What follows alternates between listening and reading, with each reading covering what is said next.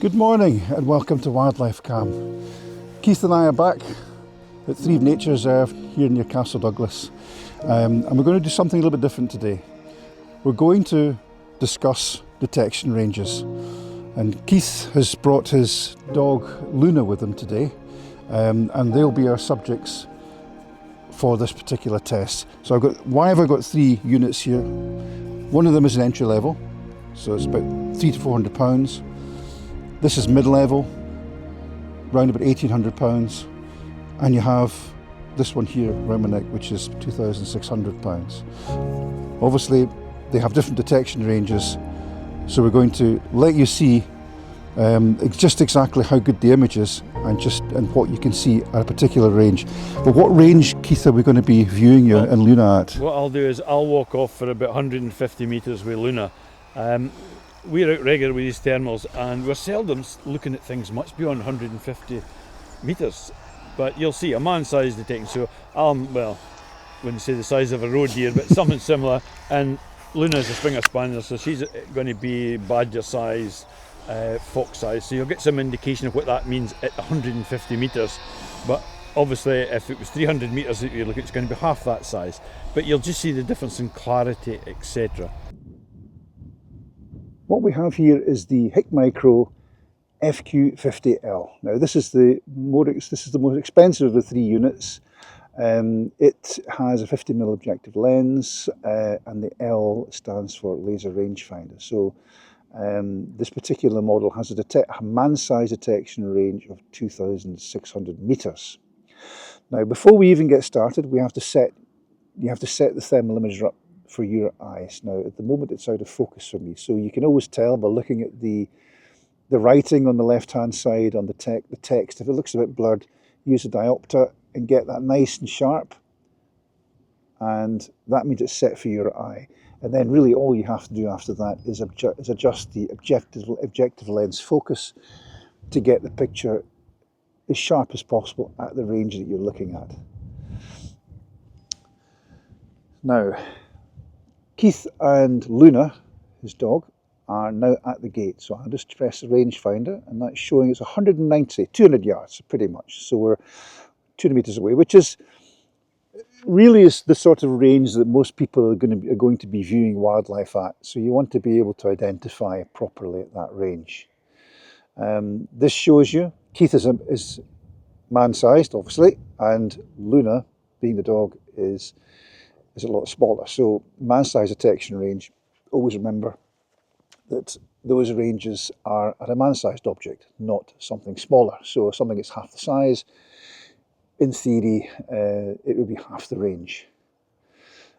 You won't also know exactly at that range of 2,600 metres what it is. You'll just be able to pick up a heat source, to be a small blob at that range. These three units are all similar, so they'll all record. They all have different colour palettes. So if I just cycle through those now, so I've got black hot, fusion, which is basically sepia, and it's a sort of higher detailed colour output. And then you've got red hot, so that will actually accentuate the hottest parts of the subjects, and they'll glow red. Then you have red monochrome, green monochrome, and white. We're back to white hot again. In this instance, black hot and white hot are the most used colour outputs. Black heat, I quite like using black heat if it's a smaller animal. So if you're looking at Luna, and you can really, with black heat, it accentuates the outline, the contour of the animal, the subject you're looking at. So sometimes if you have it on white heat, so if I go back to white heat, so I've just scrolled one too many there. So we're back onto white heat. It tends to accentuate the body or the hottest part of it. Now, so you can see the rear hindquarters of the dog there. But if I go to black heat, it really gives you a bit more detail. Here we have the second unit, which is the HIKMICRO. This is the FQ35. It's the Falcon. This is a model. Down from the previous one that we were looking at. Now, on the face of it, at base magnification, you would think that there's not a huge difference between those two in terms of in terms of detection and image quality. There's a little bit more noise in the picture. The same point, so we're roughly 200 meters away.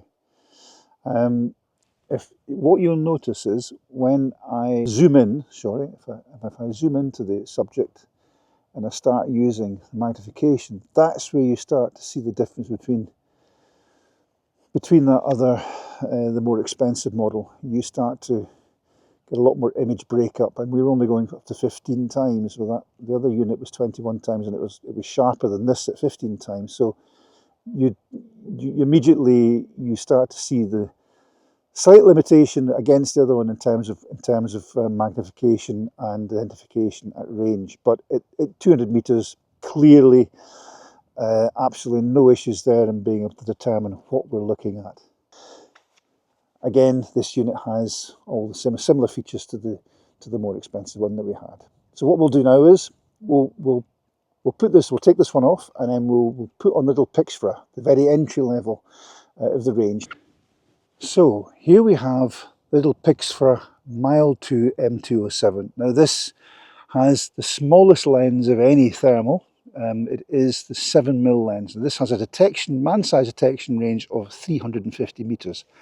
Obviously well down on the other two in terms of range. Now we haven't set this one up yet, so I'm just going to adjust it for my eye as you would do any other one. So again, you can use the timer in the top left hand corner to give you an idea of if it's focused or not. And then we will adjust the objective lens focus. Now at that range, as you can see, this is what at closer ranges, perfectly fine, as we're seeing there. But if you can just make out Keith and his dog, Luna, up at the top. Now even black heat, you just see them as blobs. Even, I say, you have all the different, that's like a red hot function where it shows the heat. Again, see, it's picking up heat on these tree protectors, which have obviously absorbed some heat from the sun. But again, you can see that it's not picking up anything beyond about 50-60 yards away. So this has an effective range, although I am picking up Keith slightly and the dog, it is picking those up at that range, so there is enough of a heat source up there. But again, it'll give you an indication that something is there, but you won't be able to determine what it is at that range with this particular device. So therein lies the difference between, you're looking at different models, detection ranges, the ultimate detection ranges that they quote are not to be considered for if you're wanting to look at those ranges. You wouldn't be able to get enough detail. But certainly this particular unit, 350 meters detection range, but you'll get a clear picture at say 50-60 meters, maybe 80 meters at a dog. Luna, if she was there, again, you'd probably need to rely on movement to give you positive ID. But I'm not even going to try and magnify it with this, because if I do, I think it'll just pixelate. So that's just ×2. So again, so I'll just change that white hot. Again, because it's zoomed in, it just pixelates, so we just have to go back. So 8 times, you can just about make something out up there. You can see something moving, but you won't know what it is. So we'll just come back to 1 times. There we are. So that gives you an idea. But the good thing about this little Pixfra unit is, if you're wanting to pick up a heat source and you're using it during the daytime, as we are now, as I say, they're just as effective during the day as they are at night. We've mentioned this a few times, because it's still synonymous with night vision, and night vision thermal imaging is now becoming regarded as night vision in many cases now, although night vision is a very different thing altogether, but it's light amplification. But this is thermal. Yeah, so what you'd use is, if you've got a day optic and you're scanning a field for an animal, you would then pick up your binoculars and to get a closer look, but it's certainly good for picking up a heat source. Well, I hope you found that of interest. It's certainly one that we've been asked for numerous times. But anything else you'd like to know about thermals, optical equipment, please do get in touch. There's numerous ways you can do it. You can contact us via the telephone, there's email, or any of our social media channels, or you can even nip into the new office that's been set up, and Cowan will give you the address for that. Yes, we're based in Dumfries, New Heath Hall Industrial Estate, Tynwald Downs Road. We're just above the Franklin Steel building, and we've got a proper dedicated showroom now where we can show you all the products that we have and demonstrate them for you there. So don't hesitate to get in touch or come and see us if you're in the area. So until the next time, thanks for watching.